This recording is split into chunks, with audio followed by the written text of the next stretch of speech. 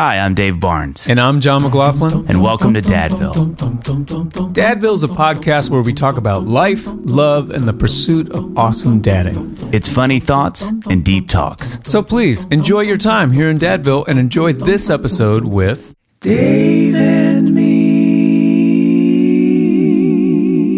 John. This episode is brought to you by Indeed. Stop waiting around for the perfect candidate. Instead, use Indeed sponsored jobs to find the right people with the right skills fast. It's a simple way to make sure your listing is the first candidates see. According to Indeed data, sponsored jobs have 4 times more applicants than non-sponsored jobs. So go build your dream team today with Indeed. Get a $75 sponsored job credit at Indeed.com/podcast. Terms and conditions apply. Speaking of the biggest podcast in the world, here we are back at Dadville, everybody. Oh, man. Oh, dear goodness. Dave, can I ask you a question? I love it. This sounds like we're doing an ad, but we're not. No, we're not. This is real, yeah. This is an ad for friendship. How are you doing? I was taking a drink when you did it. Oh, boy. God, it's early for you to be drinking that, but listen, whatever. It's Thursday. It's weekend somewhere. My college roommates and I in college, we had this joke that I don't know if it'll translate. So, Jason, you can cut this out if you want. But we would always be like, it's kind of like the youth pastor who would visit the school at lunch. Lunch, yeah. Hey, man, how you doing? No, really. How you doing? Yeah. Like arm on the shoulder. Do you know, one of my favorite bits, a buddy of mine, Andy Wilson, used to do this, and it would get me laughing no matter the context he said it in. It would, if anybody said anything that was funny and everybody was laughing, he would immediately grab 2 shoulders and go, God, thank you for laughter. Thank you for a chance to be together. And it would, every time, it's like jokes you can't, it's just going to get you every time. Yeah. That was one of them. And they're almost funnier when they don't work. Yes. Oh, yeah. Sometimes it'd be like one person would laugh and and then you're like, God, now it's funny again. So how am I doing? And I'm going to shoot that right back at you too. How are you doing? And I feel like one thing we can don't deflect. No. Okay. Don't deflect. One thing we can both talk about that would have to do with how we're doing is this ice storm that we just navigated here in Nashville. Now this is going to be tricky. We want to be sensitive. Yeah. Because you and I never lost power. Say it. Yeah. We obviously, John and I living across the street from each other, which doesn't necessarily matter. I know. Sometimes one of us doesn't have power, the other one does. Yeah. But we in fact both had power, which is such a blessing because how many people did they say? Was it 250,000 people or something? I don't know if it was 250,000 people or 250,000 households. I think it was 100. I think it was in the hundreds, the households. But anyway, it doesn't matter. A lot. Let's not fight over it. There's a lot of people who didn't have power. Agree to disagree. And so we never lost power like y'all. But what a crazy week. Yeah. I mean, the closest I know to that. Did y'all ever deal with that in Indiana at all? Because y'all would have snow, not ice. Oh, we'd get tons of ice. Really, in Indiana? Yeah. Oh, I just assume y'all are north enough y'all would get snow. Well, we got both. Okay. Yeah. It's very Arendelle-esque. Well played. Yeah, I remember as a kid, in fact, I was just talking with my grandmother the other day, and we were talking about ice storms. Like, there was one in, like, the late 80s where, like, my family stayed at my grandparents' for, like, it felt like a couple weeks because we didn't have power. Yeah. Ice storm of 88 or something like that. There were multiple times where this would happen. But, I mean, that's spanning, like, decades. Yeah. But it was kind of fun thinking, like, this will be how I think of, like, the ice storm of 88 back in the 1900s. This is how my kids are going to view last week. And it was really fun. I will say, for me, a struggle that I can have when we're having lots of people over at the house is like, and I feel like I have gotten way better at this. We'll have to see what Amy thinks about that statement, but I've gotten better at not tidying all the time And one of my things that I can't stand is a grocery bag on the counter, an empty grocery bag. I know this about you. Well, you've texted me just pictures of empty grocery bags. on counters. It's one of my something about it. I just can't. But like, our entire front room, the entry room into the house is covered in snow gear. Yeah. There's just boots and everywhere. It looks like, Patagonia exploded, And I was just like, I'm just going to be fine with it. It's fine. Everything's going to be fine. It's fine. It's totally fine. There's going to be tons of people. And it was really fun. It was and to clarify, and the reason was because y'all were hosting people the whole time. Y'all had people in there in your house that whole week. Yeah.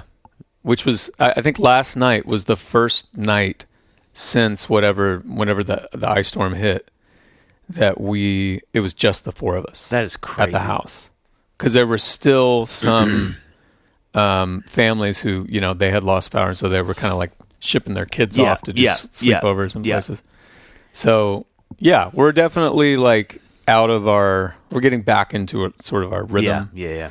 But it was a fun week. Did you find, like, how did you do with kind of like quote unquote not having anything to do? Well, I will say it came at a pretty good time in terms of like my schedule, or just work wise, or just kind of feeling like, okay, this has been 2 days in a row where I've sat in the living room talking all day. Yeah. Did you ever get like twitchy? No, I really didn't. I mean, some of the friends that stayed with us, we have, kind of gone on trips with them a lot, and so it kind of felt like we were just on one of those trips together. Yeah. And then there would be people coming over like midday where it's like it's like the day kind of resets. Oh, like Kel and Matt are coming over because their house is 40 degrees. That's a great way to put it. It resets. Yeah. It's like round 2. There's 2.0. Mm-hmm. Tuesday 2.0 starts at like 1:45. Yeah, that's how it felt. It's like they come in and, you're hosting. So you're like, you ask hey, can I get you anything? Have you guys eaten? What do what do you need to do? A friend of ours just came over and just showered, So you are constantly doing laundry and constantly sort of like cleaning and sort of prepping and all that kind of stuff. But I thought it was really fun. And when you say you mean I. You were constantly cleaning. Amy goes into host mode too. Yeah. But I thought it was great. How was your experience with all that? It was the same. I mean, it was really sweet. I mean, at the risk of sounding like, a little maybe that guyish, but it really is cool to have a community where people. This may sound weird, but I think you'll know what I mean. It's such a blessing when people let you host them. Because I know that's a weird. Father, thank you for community and thank just you for a chance to laugh, a chance to be joyful. While we're joyful, we also are thankful for hard times. But I know that sounds weird, but the older I get, I think the more I've realized that it's a gift to let people take care of you, and I think we can. God, this is going to sound like something from the night. We can withhold blessings. But, we can really like, there's no way to say it. I think we can really withhold blessing people by letting us be taken care of. In other words, if you're in a situation, this is the best way to say it. Brad, my brother, and Allie, his wife, and their son, Teddy, who's 2, stayed in our back house in that room, the other room in here, and the whole week. And I think it'd be easy to just go, no, we're going to get a hotel. Like Brad could afford it and just do that way. But it just meant the world to me. He was like, hey, can we stay? Or I think I texted him and said, hey, if y'all need somewhere to stay. And he was like, hey, I think we're going to do that if you're cool with it. And they were here, I think, 5 nights. Yeah. And at any point, and Brad's so sweet. Like there were 2 different times like, hey, do we need to get a hotel? And it was like, no, like we loved having them. Mm-hmm. And to your point, you said that really well. It really felt like we were on a trip somewhere, because Brad never, he would take a work call every now and then, or I would have to jump on, email for something, but it was really minimal, like super minimal. And so, you really are just spending all this time with these people with absolutely focused attention.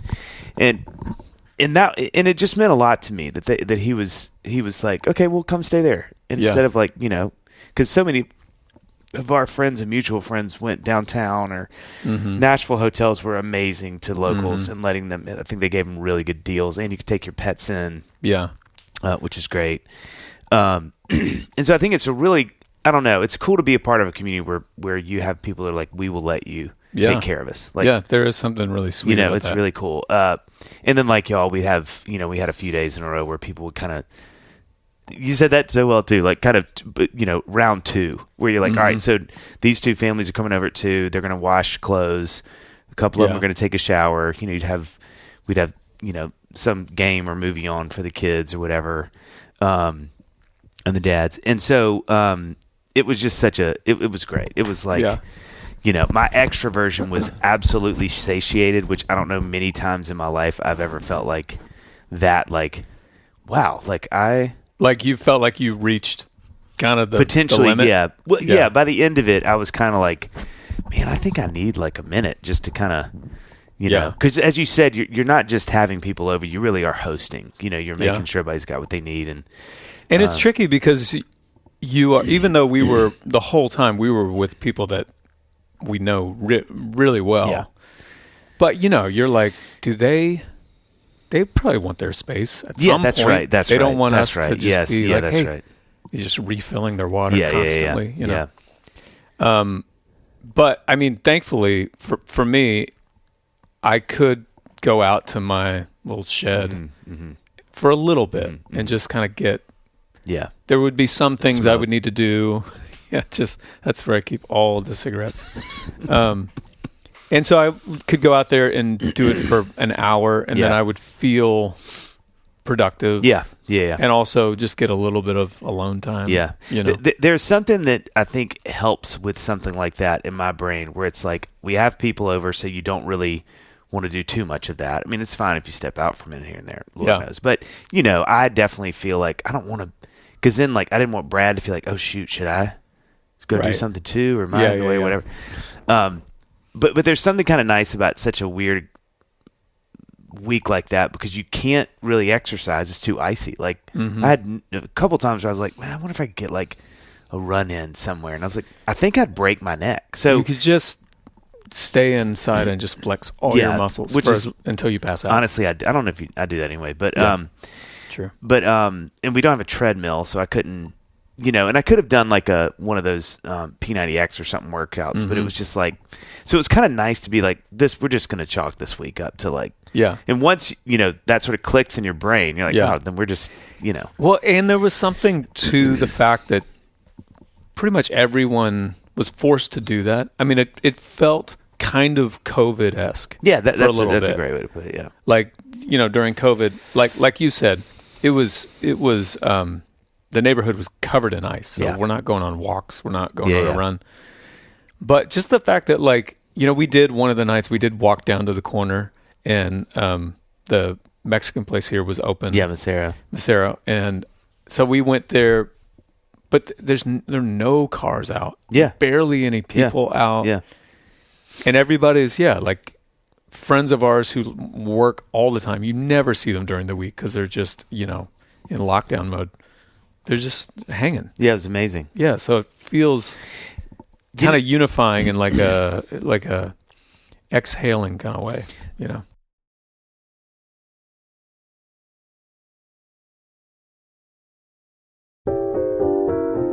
John, I want to say it. I just want to say it. No, I want to say something. I love the pieces you're wearing today. Oh, thank you. This whole stuff. Yeah, well, it's a great collection of pieces. Where can you tell me? Would you say that they're well built? Like it's a well built wardrobe? Well, you are. Listen, Dave. Yeah, I'm glad you bring all this up because I was going to say a well built wardrobe is about pieces that work together and hold up over time. That's what Quince does best. Premium materials thoughtful design, and everyday staples that feel easy to wear and easy to rely on, even as the weather shifts. Weather be shifting, John. Weather be shifting. Quince has the everyday essentials I love with quality that lasts. Organic cotton sweaters, polos for every occasion, lighter jackets that keep you warm in the changing season. The list it does what lists do. It goes on. Quince works directly with top factories and cuts out the middleman. Get out of here, middleman. So you're not paying for brand markup, just quality clothing. Everything is built to hold up to daily wear and still look good season after season. Plus, I'm surprised you didn't say this, they only partner with factories that meet rigorous standards for craftsmanship and ethical production. My favorite right now, hit me with you were going to ask, the Mongolian cashmere quarter zip sweater. Yep. Are you kidding me? You know what? It's only $99. What? I'd pay $100 for it. Yeah, I wear it almost every day. Well, you look amazing in that quarter zip. Look, don't make sense. Guys, refresh your winter wardrobe with Quince. Go to quince.com/dadville for free shipping on your order and 365-day returns. That's now available in Canada too, That's QUINCE.com/dadville. Free shipping and 365-day returns. Quince.com/dadville.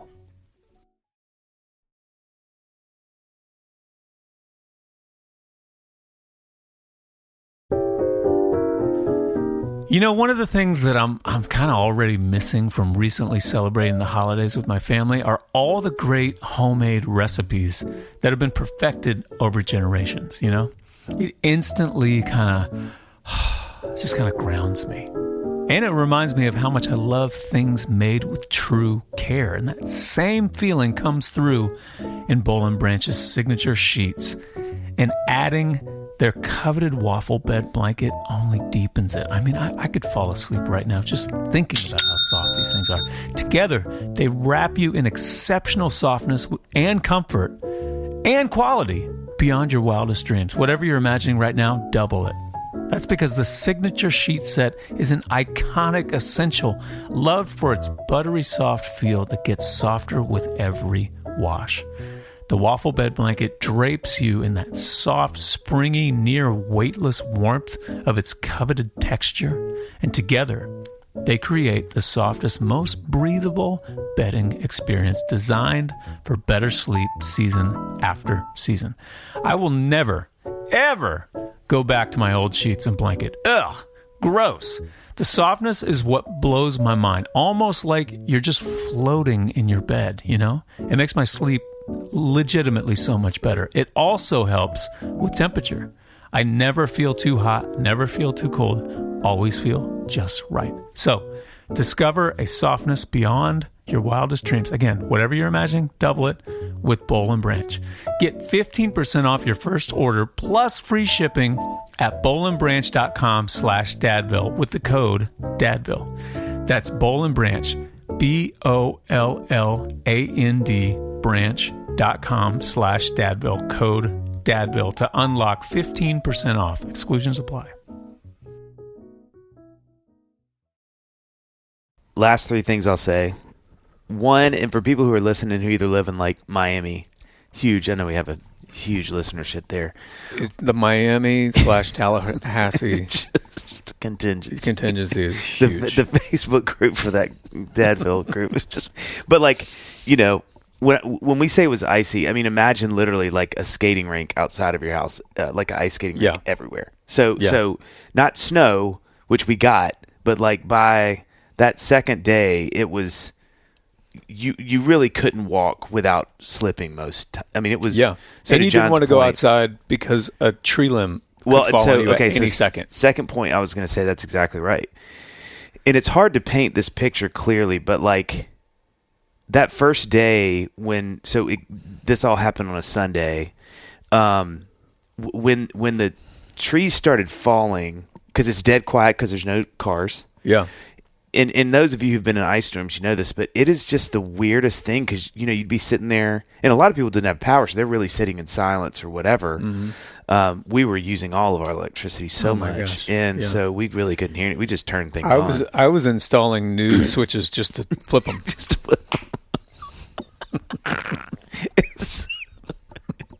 So, I'm sorry. What? Tell me what you're doing again. No, I just want one more. It doesn't have to be to anything. It doesn't have to be connected to anything. I just want to flip. I just want to connect it to power. It's a feeling of power. But you would hear branches break, and you'd hear trees fall. I mean, this tree. There are two hackberries right behind my studio here that split. There were kind of two trees joined at the bottom, and they split opposite ways and fell. And it sounded like a train. Yeah. It sounded like a plane crashing. I jumped up we were watching, I think, soccer games that morning, and I jumped up and ran because you hear the beginning of it, like, and you're like, okay, but it's right here, and I watched it fall, and by the grace of God, it just barely. Some of the branches are on the roof, but I mean, it could have crushed this, So it's just that in that day you heard them about every 10-15 minutes, a branch fall or a tree. Amy and I were just sitting in the front room while you're watching soccer. We were doing prayer, and every 15 minutes we would hear something, and you just kind of tense up, brace for it, and then we would go outside and like go window to window to see, like, okay, where was it? That's right. Yeah. So that was harrowing in its own way. Called Al Andrews, friend of the pod, and Nita was in their room and heard it. Screamed, ran out of the room, and a tree went into their bedroom. No way. And crushed their bed. Are you serious? Yeah. So, I mean, wow. And I have another friend, Micah Talks, who mixed the record. A tree fell on his house. No. So, it's just, it's such a weird, and then power's out, obviously. So it's like, and then again, and the last thing I'll say, I've never in my life as a human experienced how bizarre it is to drive around Nashville at the amount of trees and branches that are on the ground. Mm-hmm. In one way, you can literally pick any street in this city, especially Metro Nashville, and drive, and you're gonna see downed trees and limbs literally everywhere. And now what's happening is you kind of can't go down a street without it looking like the entire side of the streets are covered in cut and organized, or just kind of cut and thrown by the side of the street so people can pick them up. I mean, I've never experienced anything like that. Yeah. It looks like 30 tornadoes ripped through Nashville at one time. Yeah. And by the grace of God, I still haven't, and this is a huge blessing, I still haven't seen a lot of houses that have been hit, which is great. Mm-hmm. But I mean, they are down. Trees, I've never seen anything like it. I know. It's really bizarre. Yeah, and trees were literally like exploding from the inside. That's right, because of sap. Yeah, the sap would like expand or something, did we text about how you have mini earthquakes because of that? Oh, that's right. That sound, I think we texted about that. You would hear just like, and it felt like somebody kicked your house, like a giant kick. Why is that my example? I mean, there's something there you can dig into if you want. But it really was bizarre. Like, there were just all these things. I didn't know about trees that explode. That's a real thing. Yeah. Basically what happens is the sap. What happens? It expands, I think? Yeah, because it freezes. So it's bigger. Yeah. And the trees just explode. Yeah, because all this ice is on the tree, which can add like 500 pounds to the tree. Yeah. And then, it explodes from the inside a little bit, and then all that tension just goes away. And then there are such things as the ground. I forget what they're called, freeze earthquakes or something, which sounds like something I'd get at Dairy Queen. But like, but it literally. I mean, I texted David next door, our neighbor, because I was like, "Did you feel that?" Because I thought I ran around the house because I was sure that a pipe exploded, or I didn't know, because I'd never felt that. Yeah. And then looked it up, and it was like, oh, yeah. In fact, Nashville Severe Weather tweeted about it like almost immediately. I saw that. It was like, hey, if you're feeling these. And I was like, that's the... So it was just it was a weird week. It was really... It felt like the earth, like... It was like Halloween, and the earth was like, you know what? We're going to be like another planet for a little bit. Just for one night. What is end times like? Let's just do a preview of end time. And I'd say... In conclusion, the thing that was also really weird about it is then, because we had teens weather for a while. Like, I mean, it was like, we had overnight, one night was like 7 or 5, which is really unusual for Nashville.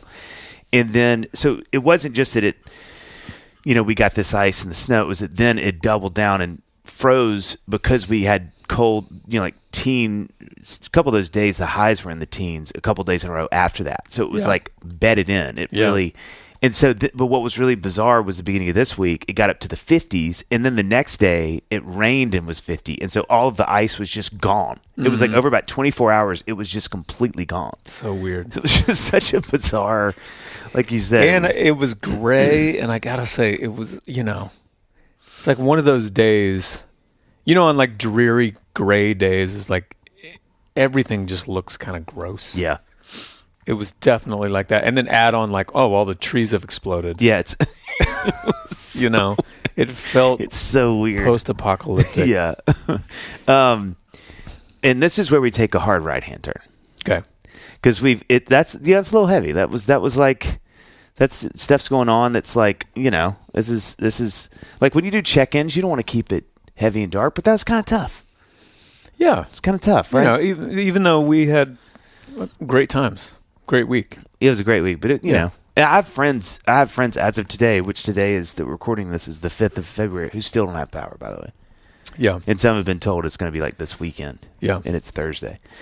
What I want to do, what we did for the second half of this episode, what I want to do and what we've done is I've had some stand-up bits. And let's not call them stand-up bits because they're not fully fleshed out. They're things that they're ideas. They're ideas. They're funny ideas. Yeah. One of my favorite Dadville episodes we've done was when you and I went through those first ones that I had. That earthed maybe one of my favorite moments of this podcast where we talked about the Home Depot slip and slide, which I still think is one of the funniest things ever. And I will still have numerous random people grab me and say, I think about the slip and slide at Home Depot all the time. And if you don't know, go find that episode. It's episode number measuring Sam. Okay, so I've got a few here. We're just going to do these, and then we'll call it. What is this? This is a note that you have in your phone that just whenever you think of something. It's called Stand Up. Okay. And so if I'm somewhere and I think of something, I'll just type it in there in the event that I do another stand-up show sometime. Or sometimes they'll make it into my, the music shows where I'm like, oh, that'd be funny just to intro this song with this thing. Yeah. So these aren't in order of funny to not funny. I want to be really clear. So if we start slow. Now, is this the first time that you've publicly said some of these? These are brand new. Okay. And so I've I'm just going to read what I have. And I think that's really important. So these are not. You're not punching these up. Yeah, there's zero punch up. Okay. Zero. We'll start with they're all going to make me laugh because I think they're funny. So I just want to warn people. I think these are funny. That's why I put them down. So if you hear me laughing through them, here's the first one. Does anyone else here sorry, I'm going to do this a lot. Does anyone else here not want to make the Kroger meat cutting lady mad? Do you ever go get... Wait. Let me read it again. The way that you... I know, that was terrible. The grammar in that sentence Does anyone else here... This is like me talking to a crowd. Just not want to make the Kroger meat cutting lady mad. You don't want to make her mad. Yeah. Have you experienced this dilemma at Kroger? Yeah. Most recently, I went to Publix. Yeah. And this was under the direction of our mutual friend Barrett Ward, who is a... incredible cook. Meat master. Yes. And so I'm already nervous because he's very particular. I don't know anything about meat. He is very You're on particular. an errand for him. Yeah. Oh, that's terrifying. Like he's gonna grill some steaks. Yeah, this is nope. And he always grills them, and I'm like, well, at least let me go buy the steaks so that I feel like I'm contributing in some way. And he texts me what I need, and and I'm like, is that exactly what I need to say? Yeah.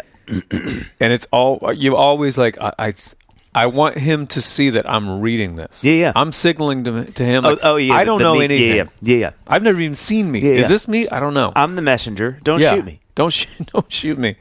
But then I say what he's written, and of course the first look on his face is like, these are all words apparently he's never heard. Yeah. I'm like, you can read it. Do you want to read it out loud? Let's read it together. Yeah. There are two. I feel that. There's a elder woman. Let's call her elderly woman. She's definitely in her probably 80s, late 70s, and then a younger man who both work in the meat department at this Kroger that I go to in Nashville. And I have had to wonder if I have killed someone that they're related to. Because when I walk up, the face they give me. I feel like you would know. Well, I don't know, because the anger that they have makes me think I've missed something. Because I will walk up, yeah. So both of them are angry. Both. One of them won't talk. I don't know that I've ever heard him say a word. Yeah. He kind of looks at you, and he's like, oh, hey. You think it's a hostage I mean, so now, this is my personality. Not a lot of people are like this. This is how I am. You've never met a kinder, more, what is it, penitent, repentant? What's that word? Pertinent? Penitent, man. Yeah. Oh my God! Hey, how are you? Okay. And then I start, and then I know what I want to say, but now I'm super flustered, and I'm like, boar's head, horse bed. Nope, no, not that. Don't say. Do you have that? No. But I'm just like, and he's what do you? The turkey thin slice would be great. Turkey, yeah. If y'all, you're just whatever, you can pick a meat. It's just anything. They are so put out, and it's half of me is like, oh my God, I'm so sorry, and the other half is like, oh no, hold on. The absurdity. This of is your job. Scenario. Like how? Right. Why are you mad? And I'm telling you, hand on a Bible, you put them on a lie detector test. They are mad at me. There's no way they're like, no, that's just my resting face. They'd be like, no, you hate me. Yeah. And I'm just asking you to cut some meat. I'm sure it's like they used to be in produce. They don't want to be in meat. They're like, what so happened? Much better in produce. Man, I used to just put the milk in the fridges. Yeah, it was the greatest. They're both vegetarians. I bet. You're so mad. They. I mean, if you knew how much hatred they hold for me when I asked them to do their job, I'm like, that'd be a funny thing to figure out. Is like, what are the jobs that when you ask them, people get mad at you for asking them? Yes. Some baristas. Which is, but I will say the barista, if they're annoyed, I'm like, lean into it. That's maybe the one situation where I am fine with them being kind of annoyed. Oh, tell me about that. Because it's like the more kind of pompous and judgmental a barista is. Oh, that's good for your coffee. It's like, this is probably going to be pretty good. You know? So I'm fine with that. I love that you know the longer it takes, I love the more that they are just completely apathetic to you even existing. Then you know. I'm like, this will be worth it. This is all going to be worth it. I don't know that translates to the Kroger meat department, though.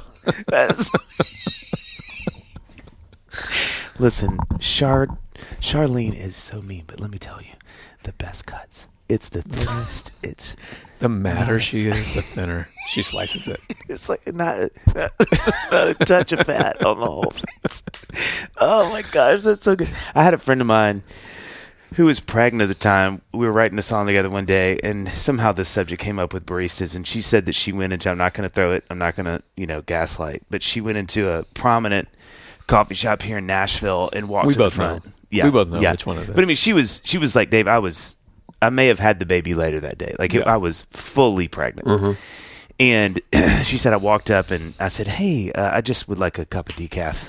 And she said, the shame this guy put on me when he said, oh, we don't serve decaf here. And she was like, hey, mister, do you see, like, if I drink this, I could kill my baby, possibly. Yeah, right. So do you see why he was just so mad. And she was like, that was the last time I even thought about that. He's like, people like you shouldn't even have children. How irresponsible of you. Okay, I just like this sentence. I don't really know. Again, I haven't punched up any of these, but it made me laugh. I got to read them better. I'm glad you said that. Okay. Wouldn't it be confusing if prisoners were escaping but running close? Could you imagine, like, you're driving somewhere, you see all these guys, and you're like, are they? But they have. Should we call it? And look at it. They got like Brooks running. Like they're. It's like if you're gonna bust someone out of prison. That's kind of the move. Get him some Lulu gear. But I will say, I think about this sometimes when I'm running, and especially like if I'm in another city. Like recently I was in Philly. I like to go on a run before the show in Philly. And so whenever there is a girl by herself, and I always go running right before the show, so it's like it's getting dark. And I feel for women who are out running or walking and they're by themselves, and like I'm coming up behind them, and I'm like, but if they turned and they saw me, my accoutrement would say to them, this guy's he's out to run. Yeah, he's got the gear. But it's so if we're busting someone out of prison, we would need to get specific. Like Apple Watch, that could go either way. You need like Garmin. A Garmin that's ridiculously big. Yeah. That's absurd how big that Garmin is. And you need to your point, Brooks. If you're going Nike, it's like, they need to be you can't go any Nike. No. But then think of how funny it would be if Lulu started making prisoner-looking running gear. Some guy's running, like, oh my God, did he escape prison? Okay. This is, by the way, I don't know if it's around anymore. There was apparently like a running app that was like zombies. You would listen to it while you were running. And it was kind of like a narrated zombie running story podcast. Okay. And so as you were running, you would hear them behind you. And they would they would pan it so one was like right in your right ear, and then it'd be like, okay, you got to. It's like part of the workout. Yes, you got to sprint now. Yes, it was like it's like that's a genius thing. Okay, God, I haven't read some of these, but I'm just gonna read them. Can you imagine what it must have been like for Jesus when his mom? She's making me laugh. Can you imagine what it must have been like for Jesus when his mom cooked a bad meal and asked if he liked it? Because he can't lie. Yeah, what does he do in that Honey, situation? what'd you think of the hummus? Wasn't my favorite. God gave you so many gifts, Mom. Me being one of them. I mean, that's amazing. Like, yeah. One of them isn't. I'm just going to. But does he even, would it not taste good to him? Could you imagine, like, hey, how do you think it's going? Like, how do you think the party's going? They've just asked Jesus. Well, he's not going to lie to you. He'll tell you. He's going to tell you, like, just, But here's the question, though. Is Jesus the most, is his take on the party the one you want? Oh, that's even better. Yeah. Because he's going to be like, it's just amazing that they're all here, and I can see their backstories. And yeah, he's being difficult, but I know why. Yeah. Because I know everything about him. Does the food matter, child? It's nourishing your body. Maybe that's what he would say to his mom. Yeah. Do you like the bread? Man does not live on bread alone. Mother, thankfully. The quote is, man does not live on bread alone, let alone this bread. This is why we do this. Oh, that's so good. Okay. Here's my next one. Do you ever drive more safely than right after you've gotten pulled over? The safest 3-point turnabout in the history of time. Like, definitely. when you have the guy, he's Mr. Barnes, you go, okay, I'm so sorry. And then he's sitting there. You always leave first. Yeah. Like, you've never seen more 10 and 2. Yeah. Like, fix my my rear view. You put it's your the slowest. On. Yeah. Like, it's like my turning thing has been on for 5 minutes just to show him, like, it's coming. And then I merge. I mean, that like 45 seconds. You've never. Yeah. It's like there's 3 newborns in the backseat. Right. It's like the safest.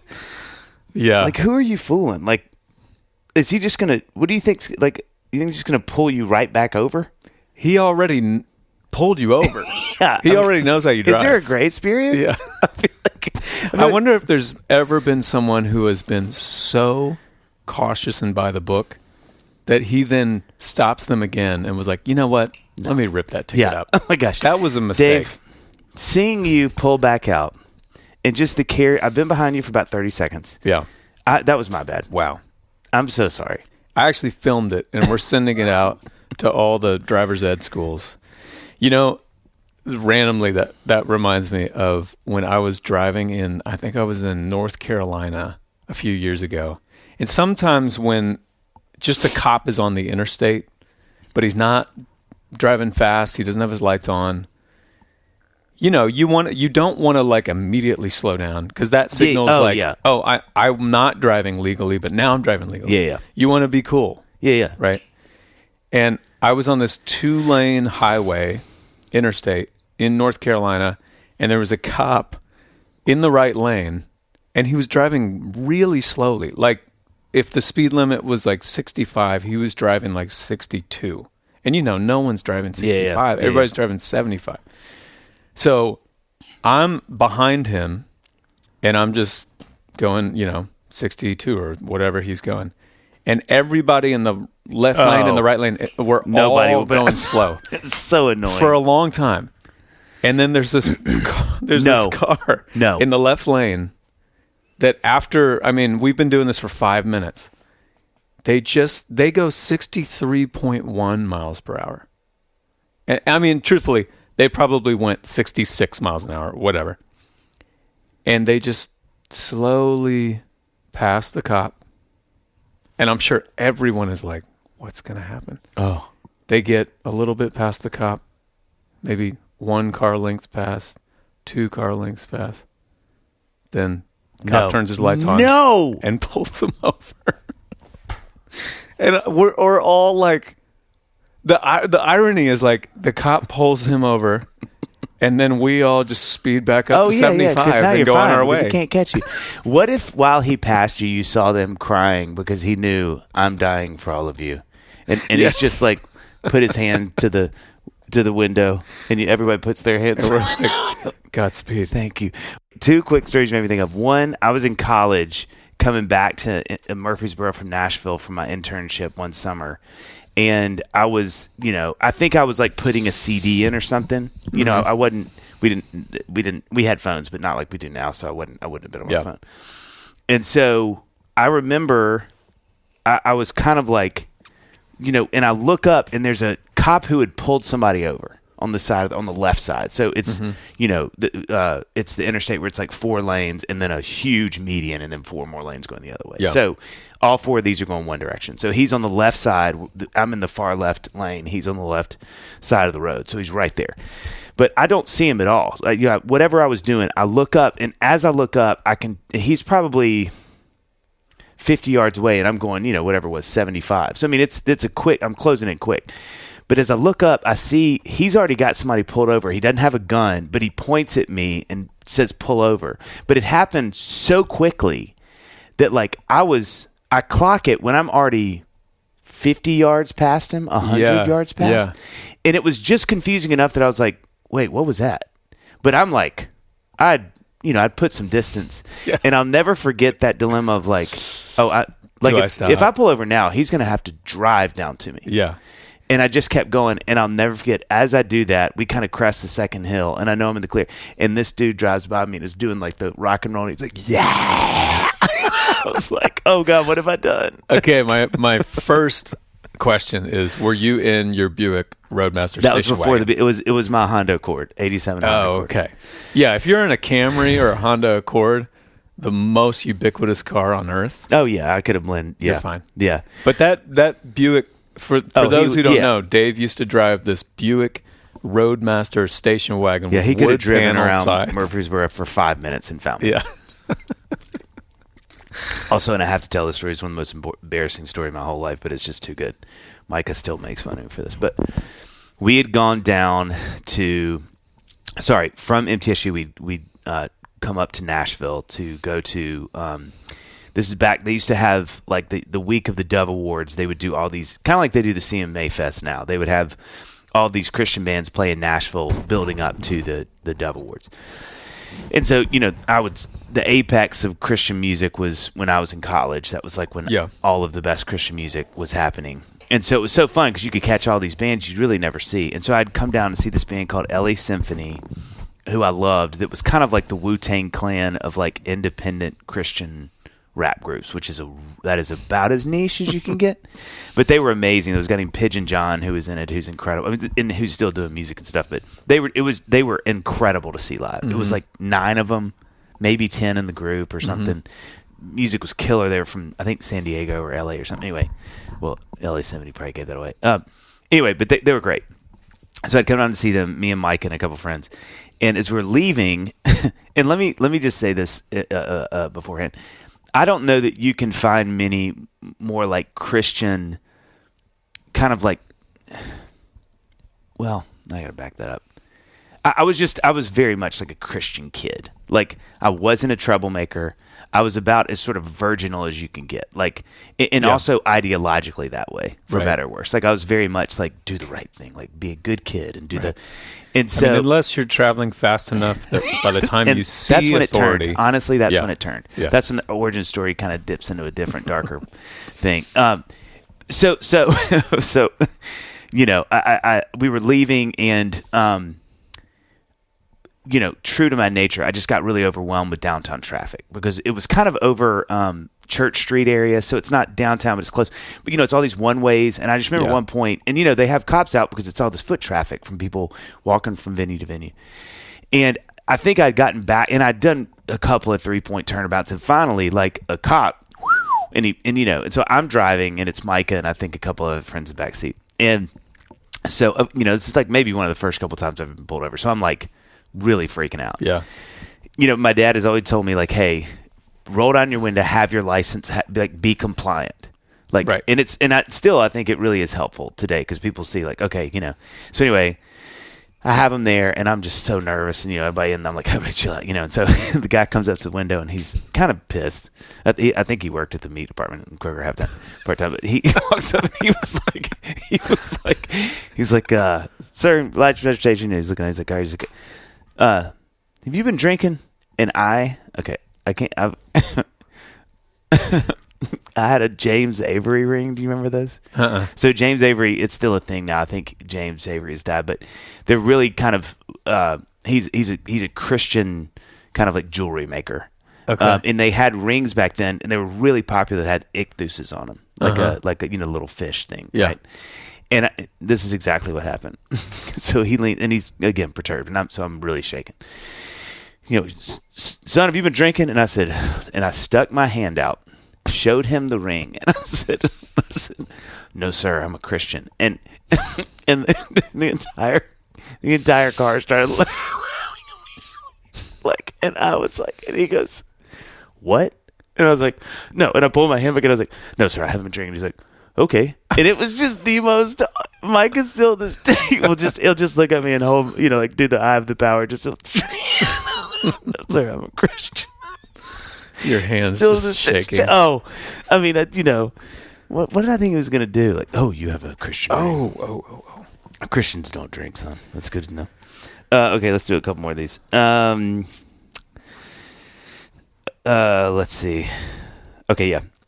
Do you want to know if you're old when you stretch in public? Not related to exercise. No. Yeah, just straight. You're just walking. You stop, do a stretch, do a deep lunge. That's been one of my favorite things to notice as I've gotten older, and because I do it. But I will see dads, especially, just like, I mean, if you go to 12 South right now and walk down, you'll catch a dad stretching. Yeah, just like mom's looking in the window. And I was gonna, I know. Mine, this is going to sound weird, but I guess my body didn't need stretching in my 20s or early 30s or whatever. But like when I stand up, I'll stand up from my chair right now, and I do this thing where, like, you hear that? Yeah. Oh yeah. I can, like, you know, you sort of like push your pelvis out and you stretch your hips, and it feels so good. Yeah. And I never did that. I mean, for, 40 years, I never did that. And I'm like, did it not? It's like my body is in that sweet spot where it's like it hasn't decayed enough to where everything hurts. it's a tough but when you stretch it, it's like, oh, thank you, yes. So I'm just trying to enjoy these years. Yeah, if I had $1 billion, I would go to the Stretch Lab. Yeah, you know that store, that little you can go and they just stretch you. Oh, you see, there's one in Green Hills, and every time I drive by it, I'm like, I bet that is wonderful. You literally lay on like a machine or something. No, like a chiropractic kind of bed, and they literally just like it'd be like probably an athletic trainer doing it for players. But, you pay for whatever an hour session and they just stretch you. I bet you feel amazing. Oh, my God. Like, you probably just like, how like when you see cartoons when guys just like water down stairs, they just, their body just, like, I've never been more tempted to just be like, somebody gift me that. I just want to go in there and just have somebody. I would be really scared that I would fart, though. I know that's a weird pride thing to say. But probably happens all the time. Yeah. It feels risky. Okay. I'll do a couple more. Xana had a friend over. This is a couple years ago. And they were literally dancing on our front porch for money. Just like cute dancing. And they had a tip jar. I didn't know this, so I'll walk out. I feel like I remember that. Yeah. And I just wrote, Xana and her friend dancing on the front porch with a tip jar. Only made $1. Quote, honey, I want you to see you can't make money from dancing for people. You're like, this is a great lesson. This is a wonderful Let's cut this lesson. off right now. Which, by the way, have we ever talked about this? Because I don't want to read this, but it's sort of, they've grown out of it a little bit now, but both of our kids had a really well-drilled racket on 12 South making money, where they would go down to the end. I don't know that they've outgrown it. I think it's just cold right now. Yeah. But they'll, if you guys, see some kids on 12 South selling lemonade, there's a really good chance it's a McLaughlin or a Barnes kid. Yeah. And they clean up. John, one of my favorite parenting moments, like literally of all time, is I was playing a show. Annie I called to check in. It was like classic, like collage for the show. I'm like, what y'all doing? She's like, you're not going to believe this, but I'm walking the kids down to 12th. They want to sell lemonade to make some money. And Annie, like, she's not just going to make lemonade. Like, she squeezed the lemons. She got, cane sugar. Like, everything was like, done. Right. So she schleps it down there, sets it up, and calls me afterward, and she is laughing so hard. Because I was like, please call me lemonade. It goes. She's like, Dave, I think you don't even need to plug the merch tonight. She was like, just fly home. Don't even do the show. She was like, Dave, this is one of the funniest and probably biggest. This is going to be a dilemma now because we set up, I think it was something like 17 minutes. Yeah. She's like, and this is when Sam was like 2. So he is at apex of cuteness. Yeah. So they've got to sign. And I mean, Xana at that age and Sweet Ben's.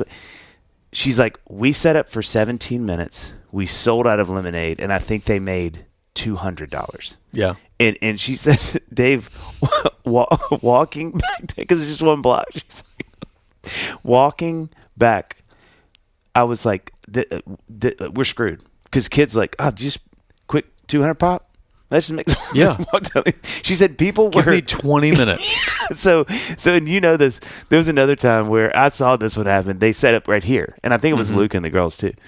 They set up right here, and I saw a older kind of grandpa looking guy pull over. He got out of his car, walked over, gave them $100 bill, and then didn't take lemonade and drove off. And I was like, no, like, it's. I have such conflicted feelings about that. Isn't it funny? It's the only thing I want to change about it is the $100 bill. I mean, I want the $100 bill. 200. I want him to give them $5. Yeah. And then slip me the 100. Yeah. Yeah. Hey, Dad, you're doing a great job. Yeah. It is crazy. I mean, honestly, it's crazy. But you know what?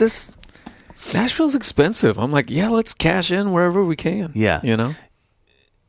2 things. One, I really do. Xana does a 40 and slip. Annie really wants me and you and maybe Wirtz to do a merch booth on 12. And so, listen, if you're listening and you think this is a good idea, if you made it this far into the episode, DM us, because there's a real world where John and I potentially Wirtz?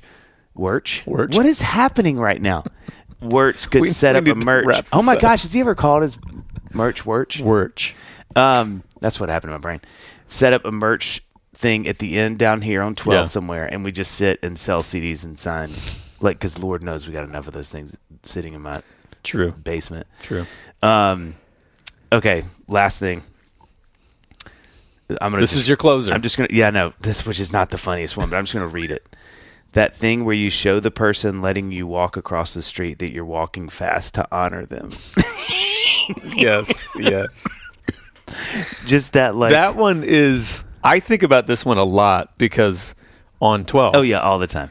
You're letting, and I'm weird about this because it goes against my natural disposition and how I view the world. I think, but we have a million crosswalks on our street. So when people jaywalk, which is fine, jaywalk is fine. Yeah. But there is okay, hey, obviously I'm going to stop. There's a crosswalk 8 feet away, but you're gonna go right here. Fine. Yeah. Do me the courtesy of do the body language thing where you're showing me that you're kind of hurrying, even though you're not actually hurrying. I'm doing it right now. So, if somebody pulls up, you kind of go, okay. And then you do kind of you slouch a little kind of in reverence. And you just kind of like old man shuffle. Oh, thanks. Okay. Yeah. You do you don't need to actually run, but you need to do a couple. Just get a little, just a little. And when they don't do that. Oh, I'm livid. And they're just on the phone. Oh, I'm so mad. And then you have the one person who's kind of lagging, but they're part of the group. Yeah. But they're on their phone. They don't care. You're like, come dude, on, man. Come on. I could have hit you. I could have hit you. Yeah. This is a little different. I wonder if you're like this. When I run, if you want to see me get livid, angry in nanoseconds. Yeah. And ridiculously so. Like, I'm not defending this. This is a confession. Yeah.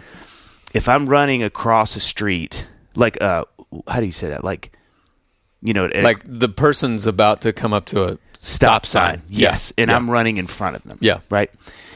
And they keep going. Yeah. And which nobody stops at the stop sign. No. And I'm running and I'm doing the math of they're going to stop. I mean, I always slow down because yeah. But there's been numerous, and I mean enough that it's maybe more than one hand, where somebody does that, and then they kind of look, and I'll slap the hood, like me. I'm like, what is, and it all happens so cool, and I think some of it is adrenaline, because there's that moment whoa, yeah, but I will slap hoods, yeah. I mean I don't dent them. I'm not trying to. But you don't have the James Avery ring on anymore. And that would have left little ictus. Oh, Dave Barnes. Yeah, no, same. I will do that. I mean, just where we live, it's very busy, and so if you're going to go out on a run, you're going to encounter that 12 times on one run. Mm-hmm. And it is funny, sort of like the physics and the calculation that's happening, because I'm seeing them coming, and very often, not in their defense, because I do think it's look, hey, recognize where you are. Stop at the stop sign. Yeah. This is a very pedestrian heavy area. But if there's anything in their defense, often the part of the car that is in between the side window and the windshield. I'm right there. So I'm they can't see me. And it's a calculation of okay, I'm going to keep going. Obviously, once I feel okay, they're not stopping, I'm going to stop. Mm-hmm. But I'm not slowing down to let them go past. Mm-hmm. I'm going to keep going.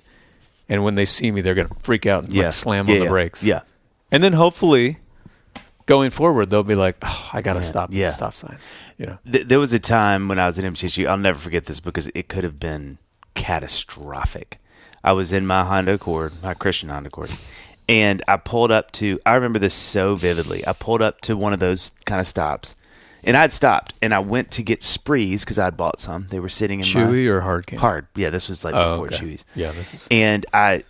And I go because when I'd stopped, I'd seen no one's crossing, and I go to get the Sprees, and I put it. It was a stick, and so I put it in first. And as I start to go, there is a girl who is 5 feet in front of my car, and I slam on the brake.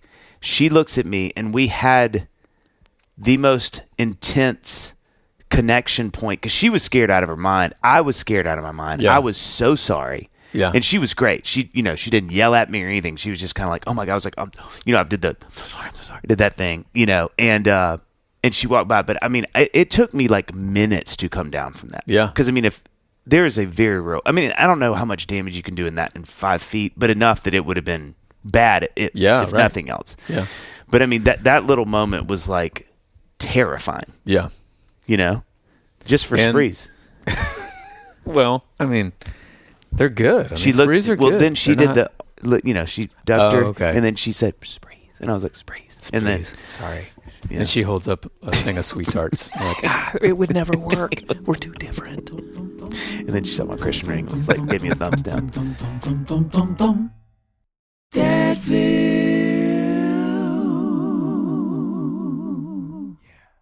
It's tax season, and at LifeLock, we know you're tired of numbers. But here's a big one you need to hear. Billions. That's the amount of money in refunds the IRS has flagged for possible identity fraud. Now here's another big number. 100 million. That's how many data points LifeLock monitors every second. If your identity is stolen, we'll fix it guaranteed. One last big number. Save up to 40% your first year. Visit LifeLock.com/podcast for the threats you can't control. Terms apply.